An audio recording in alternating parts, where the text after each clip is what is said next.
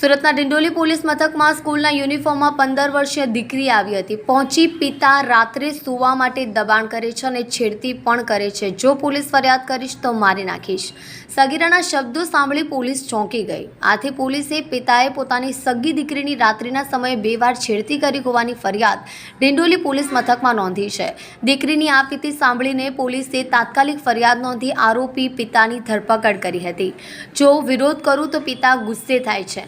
આ બનાવ અંગે ડિંડોલી પોલીસ પાસેથી મળતી વિગતો અનુસાર શહેરના ડિંડોલી વિસ્તારમાં રહેતી 15 વર્ષની એક સગીરા ડિંડોલી પોલીસ મથકે પહોંચી હતી અને તેને શોધતા તેના પરિવારના સભ્યો પણ ડિંડોલી પોલીસ મથકે પહોંચ્યા હતા. જોકે તેણે એક ફરિયાદ કરવાનું પોલીસને કહ્યું અને આ ફીતી જણાવી હતી. તેમાં તેની ફરિયાદ તેના સગા પિતા વિરુદ્ધ જ હતી.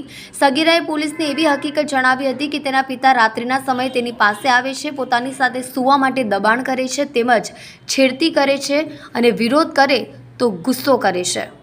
સર, ડિંડોલીમાં પિતા વિરુદ્ધ જ ફરિયાદ દાખલ થઈ છે, શું હકીકત છે? ડિંડોલી વિસ્તારમાં પ્રવાળનગર 4 રસ્તા એરિયા છે, જેમાંથી એક ફરિયાદી આવી અને પોતાની ફરિયાદ આપેલ છે કે પોતાની સગી ભત્રીજી જે છે એની ઉપર એના સગા પિતાએ શારીરિક અડપલા કરેલા છે. જે સંબંધે પોલીસે તાત્કાલિક એની ફરિયાદ લઈ અને કાયદેસર કાર્યવાહી કરી અને એની પિતાની ધરપકડ કરેલી છે.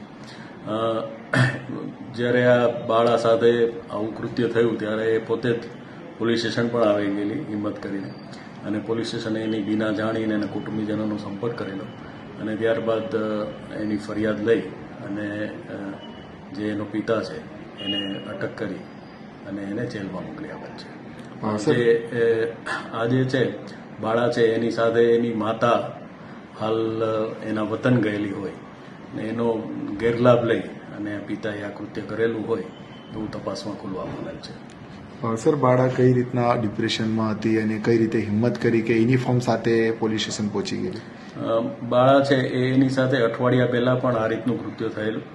પછી આ ફરીવાર એનું રિપીટેશન થતાં બાળાએ જે સ્કૂલ ડ્રેસ સાથે જ એક મહિલાને એને વાત કરેલી અને એક મહિલાએ એને હિંમત આપતા એ પોલીસ સ્ટેશન આવેલી અને પોલીસ સ્ટેશન આવીને પોતાની આપવીતી જણાવતા પોલીસે એની ગંભીરતા સમજી એની ફરિયાદ લઈ અને તાત્કાલિક કાર્યવાહી કરેલ છે અને હાલ એના પિતા છે એ જેલ હવાલે છે.